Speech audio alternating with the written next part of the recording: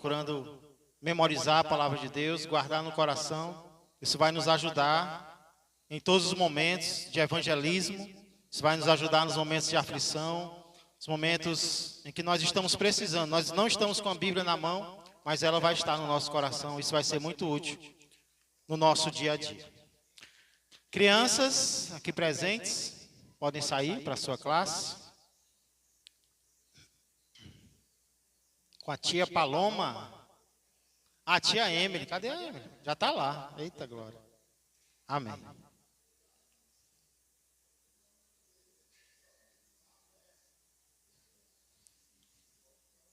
Eu encontrei um, peguei. Se você pegar, como é o nome? É um broche. Pequeno broche, né? Acho que foi usado ontem na decoração.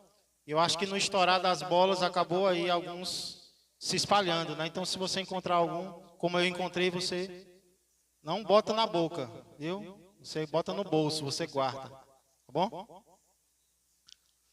Quem pode me citar uma das coisas com as quais a igreja é comparada na Bíblia? Noiva. O que mais? A igreja é comparada com o que na Bíblia? Com o corpo. Muito bem, corpo humano. Corpo de Cristo, né? O que mais? A noiva. É o que nós primeiro lembramos, né? A noiva. É o mais, digamos assim, mais achegado ao nosso coração, a comparação. Mas existem outras. Quem lembra de outra? Tabernáculo, né? O santuário. O povo de Deus é comparado ao tabernáculo. Casa de Deus. A igreja é comparada a um exército. Templo, como foi dito. Comparada a um rebanho. Por isso nós temos o Senhor é o nosso pastor e nada nos faltará. A igreja é comparada a uma lavoura. A igreja é comparada a um edifício. A igreja é comparada a muitas coisas. Comparada à pureza.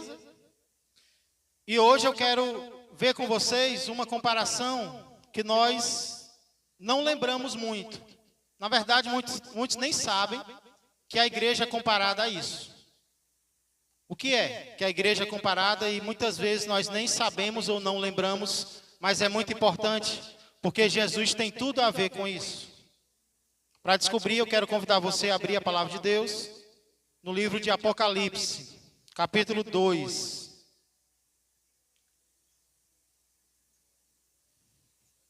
Vamos ler o verso de número 1. Alguém já memorizou? Apocalipse 2 e 1. Ficou para dever de casa. Eu vou dar nota, hein? Vamos ficar reprovados de recuperação. Apocalipse 2 e 1. Diz assim a palavra do nosso Deus. Ao anjo da igreja em Éfeso escreve: estas coisas diz aquele que conserva na mão direita as 7 estrelas e que anda no meio dos 7 candeeiros de ouro. Vamos orar mais uma vez. Curve a sua cabeça. Pai amado e Pai querido, eu quero agradecer, Senhor, pelo nosso despertar físico, porque o Senhor nos despertou nesta manhã, mas principalmente, Senhor, pelo nosso despertar espiritual, porque nós não apenas acordamos, mas nós nos acordamos e nos dispomos a Te adorar, Senhor, nestas primeiras horas deste primeiro dia da semana. Isso é obra Tua em nós, Pai. Isso é obra do Teu Espírito Santo em nosso coração, porque se não fosse Ele, nós nem desejo teríamos de estar em Tua casa. E mesmo que tivéssemos desejo, se não fosse o Espírito Santo, nós não teríamos forças para estarmos aqui. Por isso eu Te agradeço, Senhor, por este culto que estamos oferecendo ao Senhor, com o objetivo de agradar ao Senhor e não a nós mesmos. O nosso agrado, Pai, é consequência do Teu agrado. A nossa alegria é consequência da tua alegria. É a alegria do Senhor que é a nossa força. É quando o Senhor se alegra conosco, Pai, que nós nos alegramos também. Continua agindo, continua nos moldando, continua nos transformando mais e mais. Pois tudo isso eu peço e agradeço, em nome de Jesus Cristo e para a honra e glória dele. Amém e amém. Irmãos, nos nossos 2 primeiros estudos, nós meditamos um pouco sobre a primeira informação que nós encontramos na primeira carta do Apocalipse. Qual é a primeira informação que nós temos logo no início da carta? É o destinatário da carta, ou seja, a quem a primeira carta foi escrita. E nós vimos que a primeira carta foi escrita a quem? Ao anjo da igreja. Nós separamos um domingo só para meditar sobre isso. E o outro domingo em Éfeso. Nós vimos que a vida em Éfeso não era nada fácil, mas os crentes estavam persistindo nos caminhos do Senhor, e isso serve de lição para nós, que muitas vezes estamos vivendo uma situação mais fácil, mas nem por isso nós temos muitas vezes aproveitado, mas devemos aproveitar, devemos aprender com os irmãos do passado, que tinham tantas dificuldades para servir ao Senhor. Hoje nós vamos aprender um pouco sobre a segunda informação da primeira carta deste livro, que é o autor. Quem é o autor da primeira carta? Quem é o escritor da primeira carta? Não. Quem envia a carta? Claro que João ele vai escrever, mas quem fala para ele escrever? Quem? Também. Está tudo, Pai, Filho e Espírito Santo estão ali agindo, as 3 pessoas da Trindade.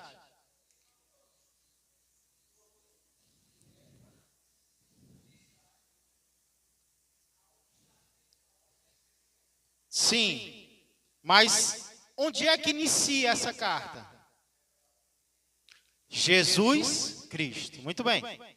Sempre o autor das cartas, das 7 cartas, é o mesmo. Sempre é Jesus Cristo. Certo? No capítulo 1, a gente poderia até depois dar uma olhada no capítulo 1, na qual Jesus aparece para João de uma forma glorificada, de uma forma inimaginável para nós, mas descrita aqui em Apocalipse, com olhos de fogo, cabelos brancos, diferente de como a gente imagina Jesus andando na terra. Pés como de bronze polido, imagina Jesus assim, né? Tudo aquilo era para mostrar uma característica de Cristo. Pés como de bronze polido, mostra a santidade de Jesus e também o poder que ele tem para esmagar os seus inimigos.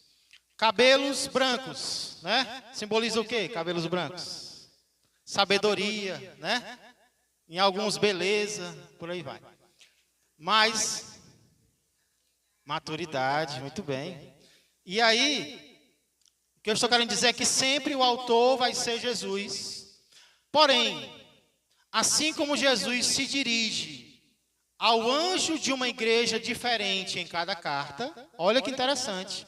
Em cada carta, Jesus também se apresenta com características suas diferentes. Jesus não diz, ao anjo da igreja em Éfeso escreve, aquele que se chama Jesus na primeira, aquele que se chama Jesus na segunda, aquele que se chama Jesus na terceira, não. Em cada carta ele vai chamar atenção para características suas diferentes. E eu creio que ele faz isso porque a característica dele vai suprir uma necessidade da igreja a qual ele está escrevendo, para quem ele está se dirigindo. Com quais características Jesus se apresenta aqui na primeira igreja?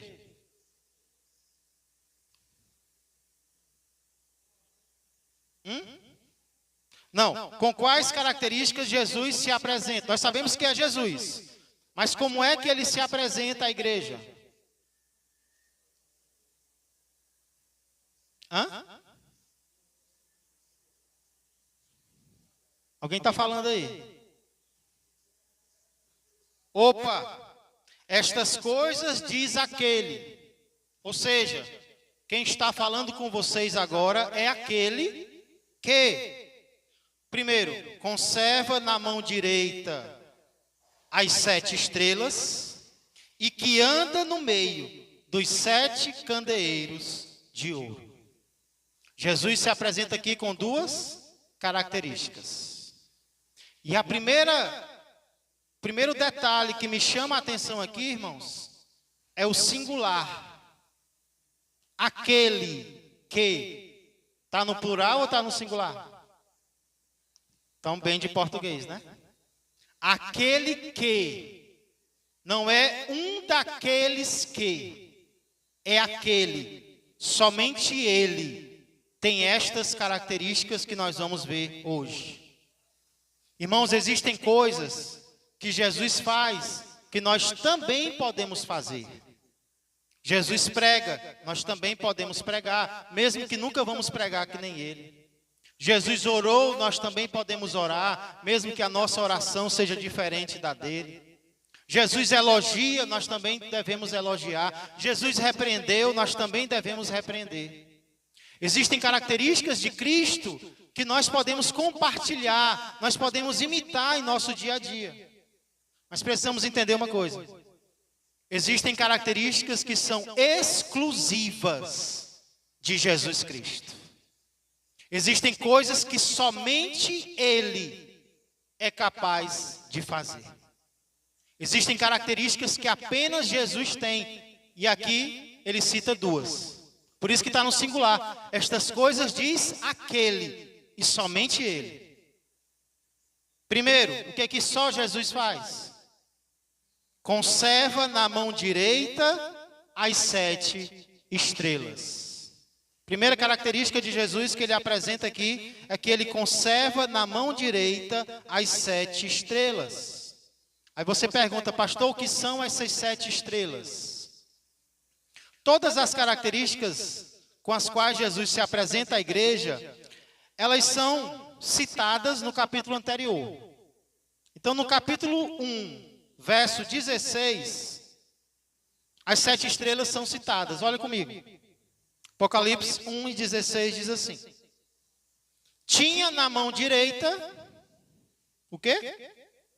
7 estrelas, e da boca saía-lhe uma afiada espada de 2 gumes. O seu rosto brilhava como o sol na sua força. Mas o que são essas 7 estrelas, pastor?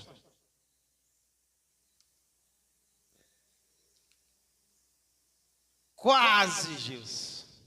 A explicação está no início do verso 20. Quanto ao mistério das 7 estrelas que viste na minha mão direita, olha como é Jesus que está falando.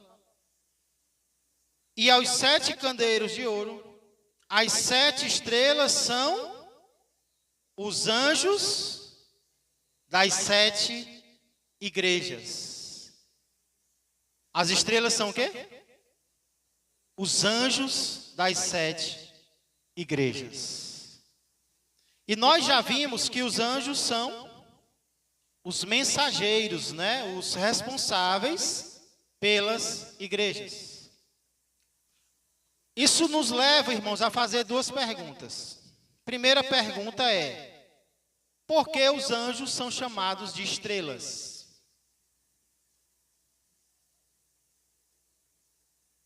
Na sua opinião, as estrelas são os anjos. E por que os anjos são chamados, comparados a estrelas? Leônidas.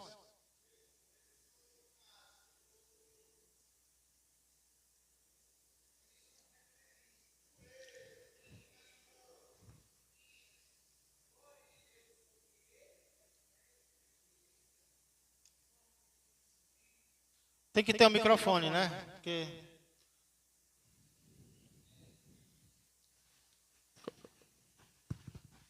Eu creio que eles são,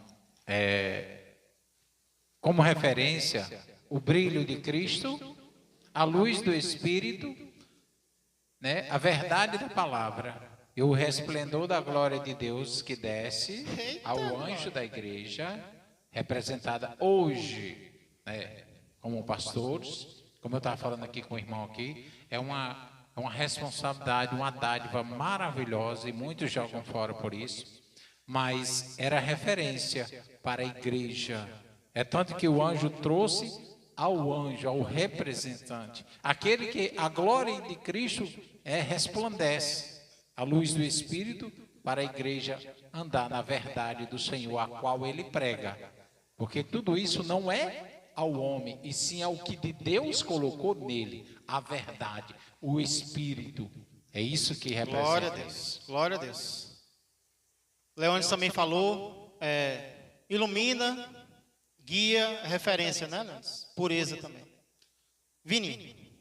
Que eu lembrei também no nascimento de Jesus, que uma estrela, né, guiou Eita os 3 Deus. magos até Jesus. Né, então a estrela guiou. Então os anjos também, os mensageiros, né, guiam as pessoas até Jesus. Glória a Deus. Bem lembrado, muito bem lembrado. Apocalipse, ele vai recapitular a Bíblia.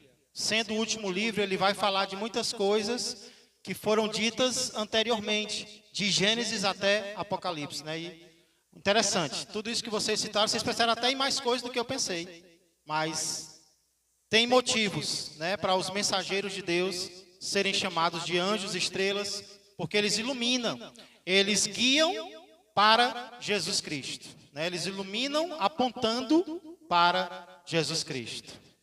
E nós vamos ver, irmãos, que de certa forma, apesar disso ser iniciado pelos anjos, não são apenas os anjos das igrejas que devem iluminar. Por exemplo, o que é que Jesus diz lá em Mateus capítulo 5, verso 16?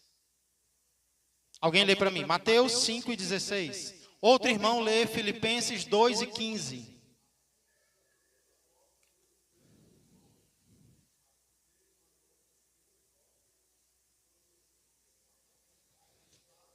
Você vai ler de novo, viu? Microfone.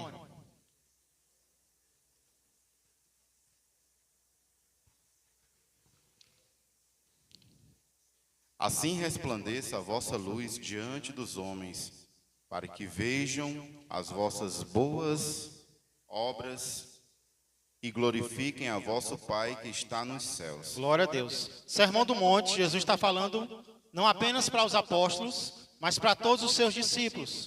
O que é que ele diz? Assim brilhe a vossa luz diante dos homens.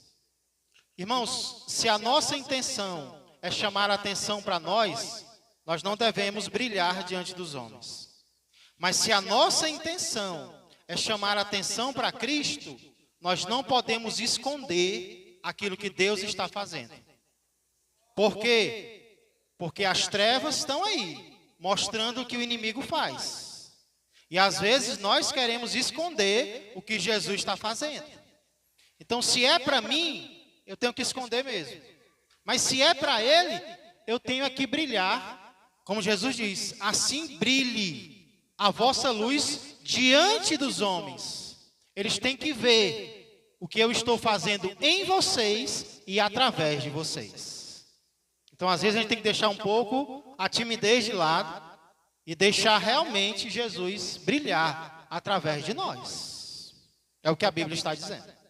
E confirma lá em Filipenses 2 e 15. Filipenses 2 e 15.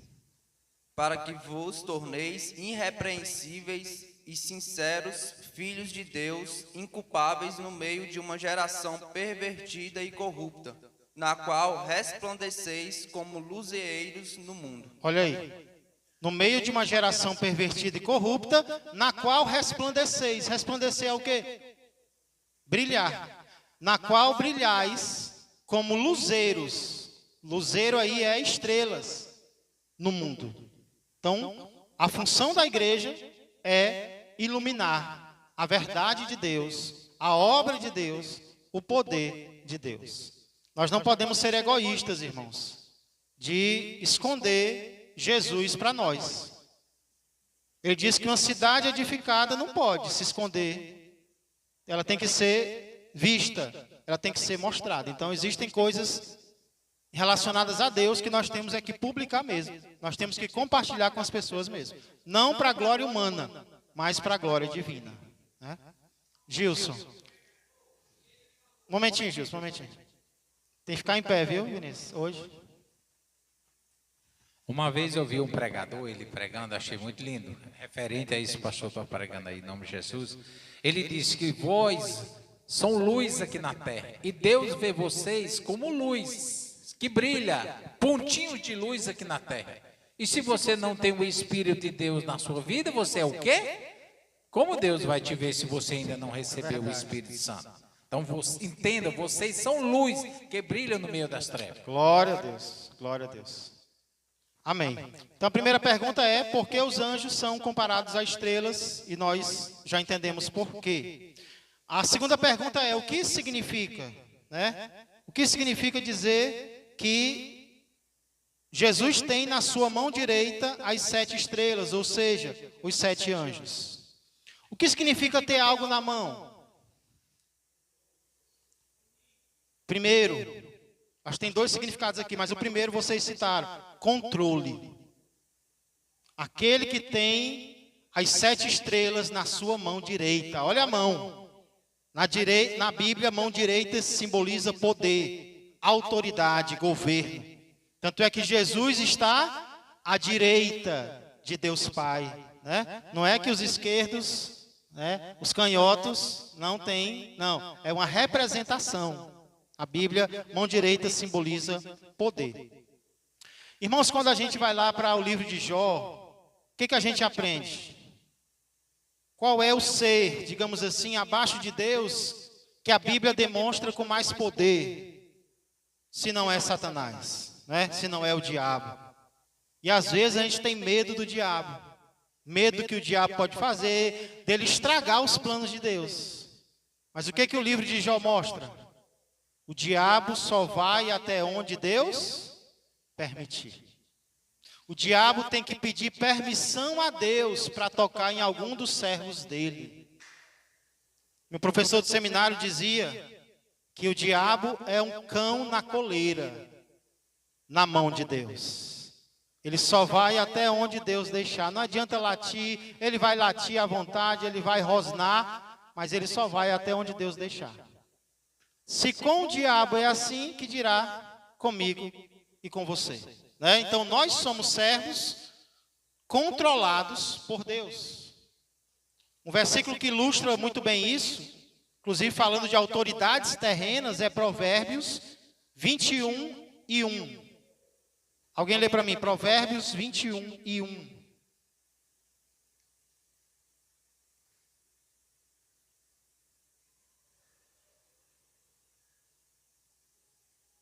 Provérbios 21, verso 1.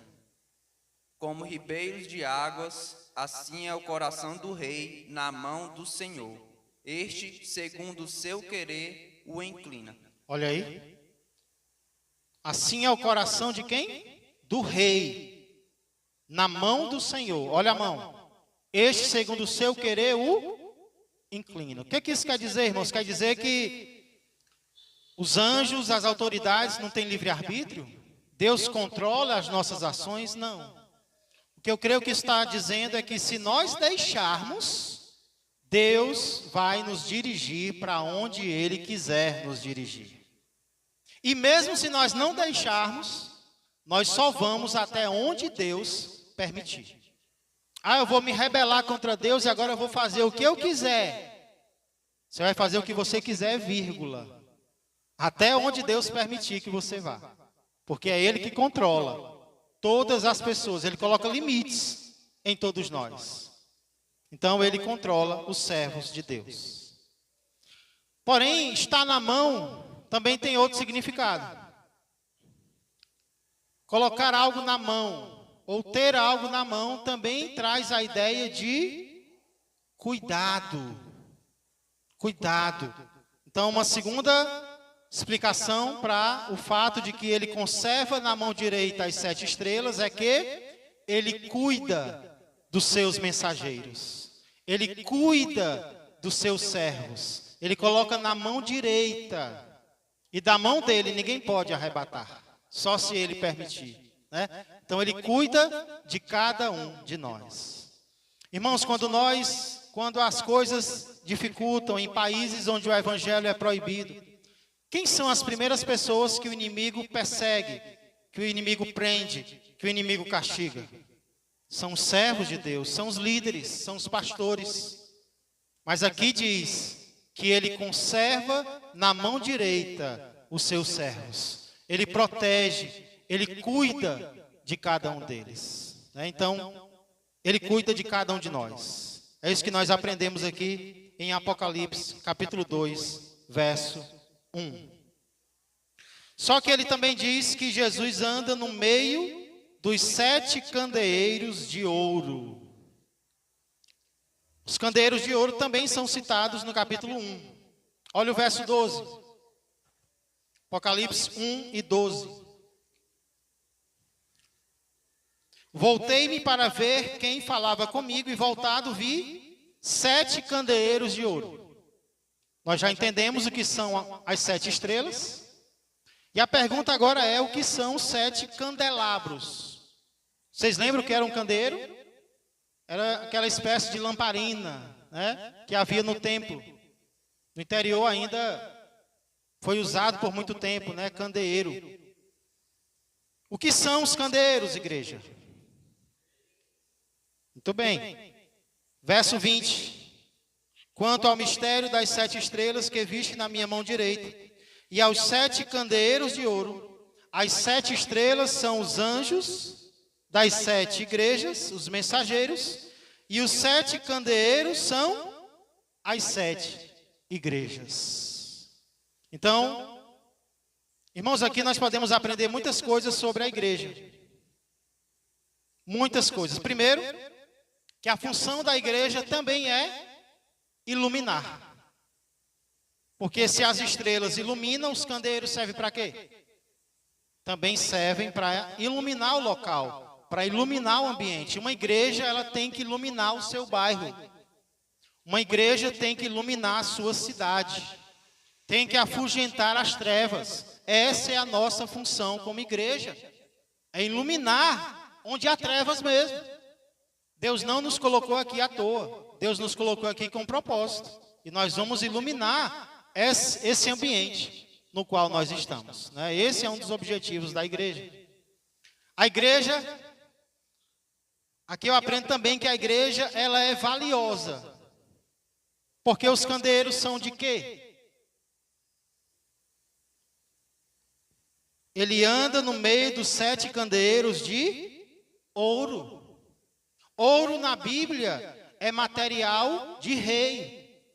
Então nós podemos não valer nada para o mundo, mas para Cristo a igreja é valiosa. Para Cristo a igreja vale ouro. Na verdade ela vale mais do que ouro, ela vale sangue. Porque sangue foi derramado a meu favor e a teu favor. Então a igreja vale. Tem muita gente aí desprezando a igreja, dizendo que a igreja não vale nada, mas olha o que o candeeiro é. Candeeiro é feito de ouro. A igreja é valiosa para Deus, não para o mundo, mas para Deus sim. Ele ama a igreja, ele morreu pela igreja. Mas irmãos, o mais importante aqui que eu acredito é o fato de Jesus andar no meio das igrejas. A gente pode aprender tanta coisa de Cristo aqui. Primeiro, Jesus trabalha até agora. Porque quando ele estava na terra, o que ele fazia?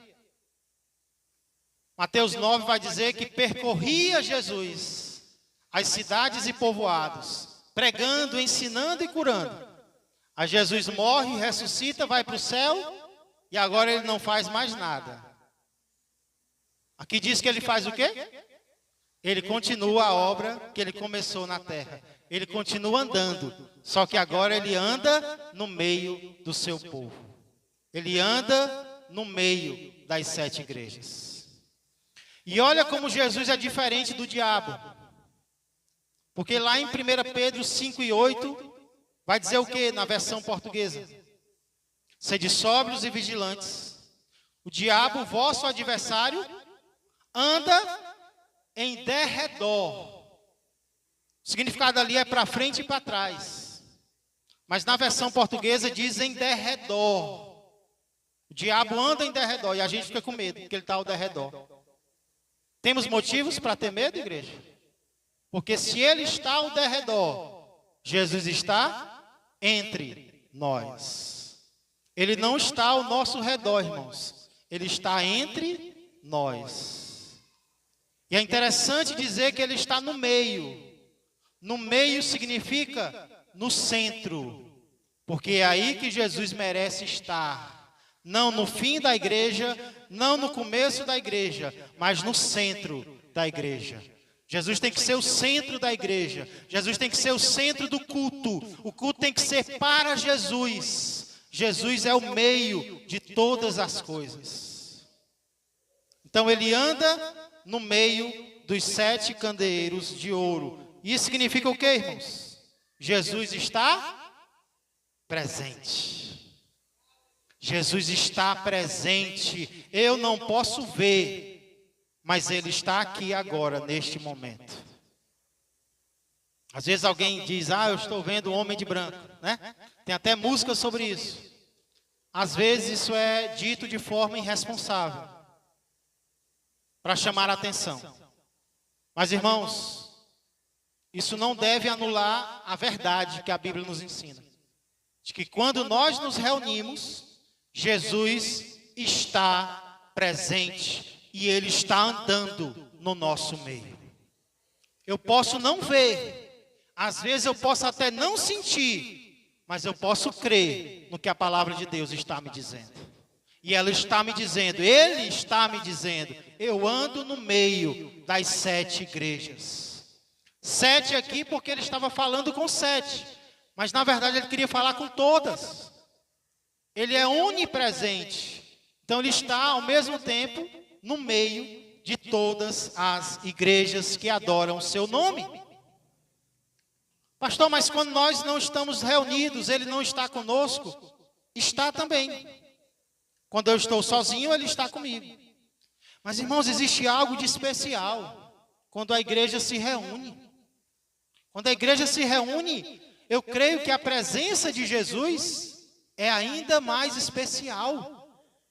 Porque ele disse, onde estiverem 2 ou 3 reunidos em meu nome, o irmão Paulo sempre gosta de dizer isso, ali eu estou no meio deles. Ali eu estou como? De uma maneira especial. Ali eu estou de uma forma extraordinária no meio deles. Então ele mesmo tinha prometido, não foi? Lá em Mateus 28 e 20. E eis que estou convosco todos os dias, até a consumação do século. Eu estou com você.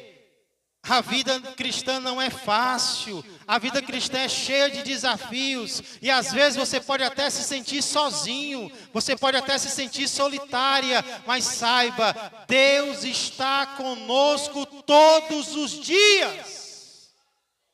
Os dias fáceis Ele está conosco, os dias difíceis Ele também está conosco, porque Ele prometeu no primeiro livro do Novo Testamento e aqui no último livro Ele está cumprindo o que Ele prometeu. Ele anda no meio da sua igreja.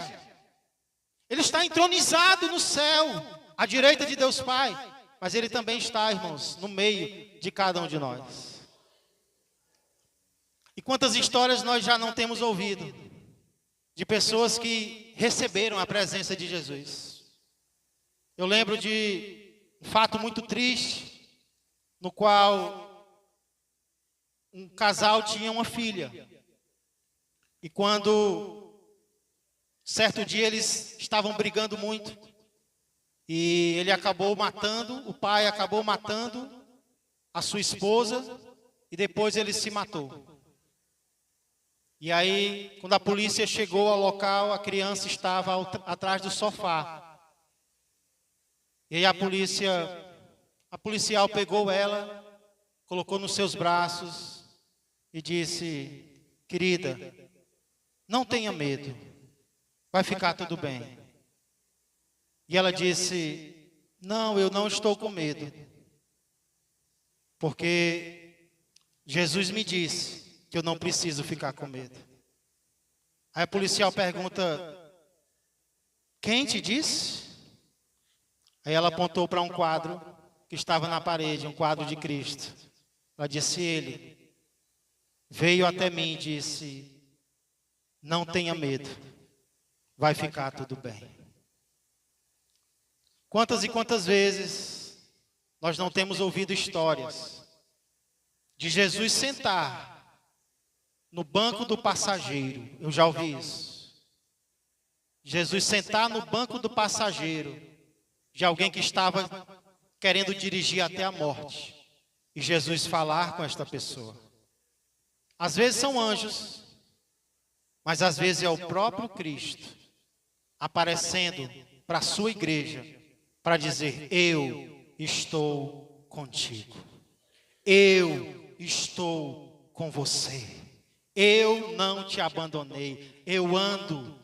Ele se movimenta, irmãos, no meio do seu povo. Que coisa linda, que coisa maravilhosa. Eu creio que ele tem falado, eu creio que ele tem aparecido para muitos de nós. Mas sabe, irmãos, infelizmente, muitas vezes nós acabamos nos concentrando mais uns nos outros do que nessa promessa. Muitas vezes nós acabamos usando o ser humano como referência para nós, inclusive em nossos cultos. Vamos falar de forma prática agora, né? Às vezes em nossos cultos, o que nos entristece mais ou nos alegra mais? Às vezes nós vamos para o culto, vamos para uma reunião, vamos para uma programação, e o que nos entristece mais é quem não estava lá. E o que nos alegra mais é quem estava lá, humanamente falando. Não que nós não vamos ser afetados pela ausência do nosso irmão ou pela presença do nosso irmão. Vamos sim. Nós estudamos alguns domingos atrás que está tudo relacionado. O que o meu irmão faz me afeta. E às vezes nós queremos ficar tristes mesmo, fazemos algo. E o irmão não foi, a irmã não foi, a gente fica triste, não fica? Ou então o irmão, a irmã vai. A gente faz uma programação e a parte da igreja não vem, causa tristeza. Ou então a igreja todinha compareceu, a gente fica alegre. Não é assim? O nosso humano age assim. Por quê, irmãos? Porque muitas vezes nós estamos focados nos elementos humanos. É o nosso referencial, é o ser humano, se ele vem ou se ele não vem. Isso nos alegra ou nos entristece. Infelizmente, o meio evangélico, ele tem se voltado muito para isso.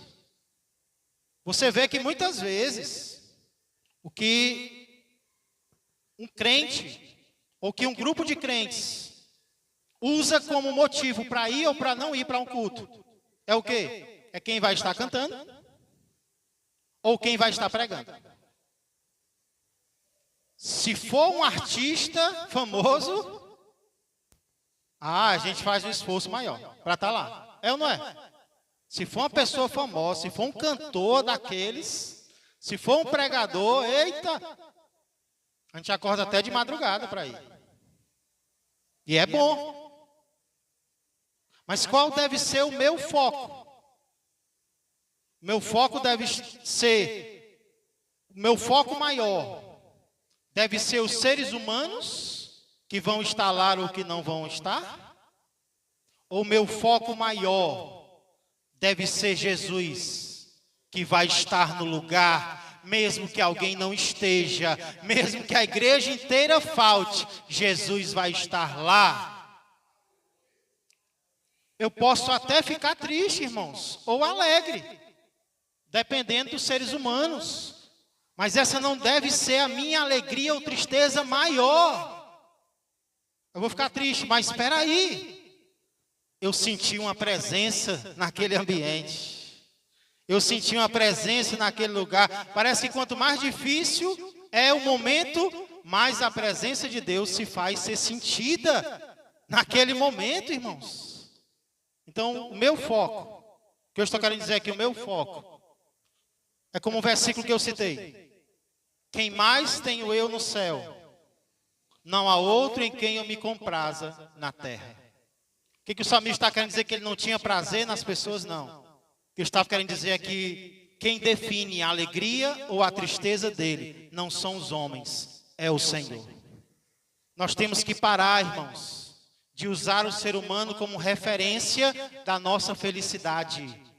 A referência da nossa felicidade não é o homem. A referência da nossa felicidade é o Senhor, que não nos abandona, que anda no meio da igreja, que está presente nos momentos fáceis e também nos momentos difíceis, em todos os momentos da nossa vida. É Ele que não vai nos abandonar. Então sim, talvez vou ficar triste, alegre, dependendo da reação do meu irmão ou da minha irmã. Amém. Mas isso não vai definir o meu humor. Isso não vai definir a minha perseverança. Isso não vai definir o meu cristianismo. O que vai definir o meu cristianismo é aquele que morreu por mim na cruz. É o meu Senhor e é o meu Salvador, Jesus Cristo. Ele está aqui essa manhã? Eu me alegro com cada um de vocês. Inclusive, quando a gente começou, não tinha esse número de pessoas que tem agora, né? Mas, irmãos, sou sincero em dizer que a minha maior alegria essa manhã é nós estarmos aqui e nós não estarmos sozinhos, mas o Senhor Jesus está conosco. Eu não sei onde é que Ele está, eu não estou vendo, mas eu sei que Ele está aqui. Ele pode estar do teu lado, Ele pode estar na tua frente, Ele pode estar impondo a mão sobre você agora. Ele pode estar aqui no altar, ou Ele pode estar em todos os lugares ao mesmo tempo. O que eu sei é que um culto não é algo normal. Um culto nunca deve ser chamado de culto normal, porque todo culto é sobrenatural. Porque Jesus está nele, Jesus está presente. Glória a Deus. Então hoje essa é a verdade que eu queria enfatizar mais. A presença de Jesus. E que essa seja a nossa maior alegria, em todos os momentos. A gente pode estar em um estádio lotado de cristãos, louvando a Deus, isso vai trazer alegria ao nosso coração. Mas a alegria maior vai ser, porque naquele estádio, Jesus vai estar presente. Talvez você venha para um ciclo de oração onde só tem 2 irmãos, mas se alegre, porque Jesus está sendo fiel àqueles 2 irmãos. Jesus está presente ali com aqueles 2 irmãos. Que Jesus seja o nosso maior motivo de alegria. Vamos orar.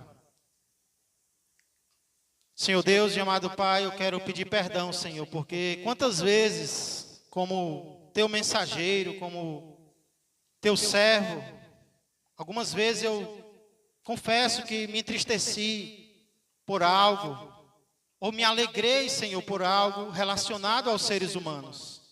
E de fato, Pai, o que nós fazemos influencia alguém, para o bem ou para o mal.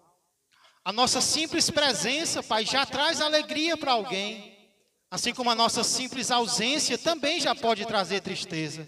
Porque nós somos humanos, Pai, nós nos relacionamos uns com os outros. Mas o que precisamos entender, Senhor, fortemente nesta manhã, é que o nosso critério mais importante não é o homem. O nosso motivo maior de alegria não é o nosso irmão, não é a nossa irmã. Porque se for, Pai, quão fraca a nossa alegria será. Porque o nosso irmão, a nossa irmã, muitas vezes não poderão, Senhor, nos ajudar, não poderão estar conosco, mas o Senhor sim. O Senhor ressuscitou dos mortos. O Senhor vive eternamente. E o Senhor está à direita de Deus Pai. Mas aqui o Senhor diz que anda no meio das 7 igrejas. Por meio do Teu Espírito Santo, Pai, o Senhor está aqui conosco nesta manhã de domingo, dia 24 de setembro de 2023. Essa não é uma manhã qualquer. Essa não é uma manhã comum. Essa não é uma manhã natural. Essa é uma manhã sobrenatural. Porque o Cristo ressurreto, a quem toda autoridade foi dada no céu e na terra, diz que anda no meio da igreja.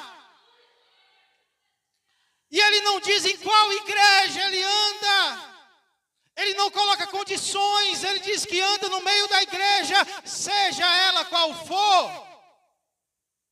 Esse é o nosso motivo maior de alegria, Senhor, nesta manhã. Obrigado por tudo que o Senhor providenciou para nós. Obrigado porque alguém abriu a igreja, Senhor. Obrigado porque alguém limpou a igreja.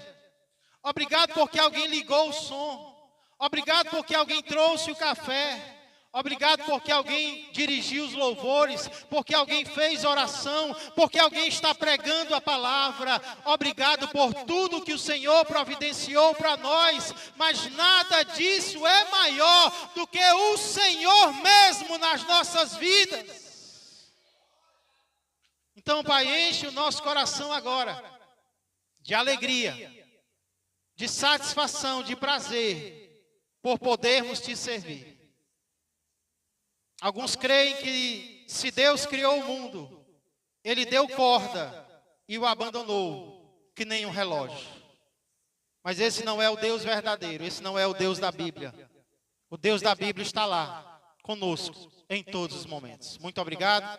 Sei que com o restante deste dia, eu sei que o Senhor vai estar conosco quando nós agora nos separarmos para a nossa casa.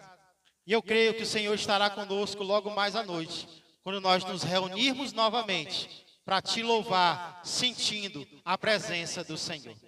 Responde às orações, cura as doenças, Pai.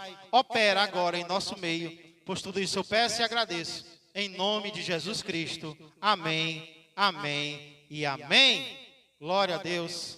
Que a graça do Senhor Jesus, que o amor do Pai e que a comunhão do Espírito Santo permaneçam e cresçam mais e mais na vida e na família de todos vós. Um ótimo dia a todos. Que Deus os abençoe.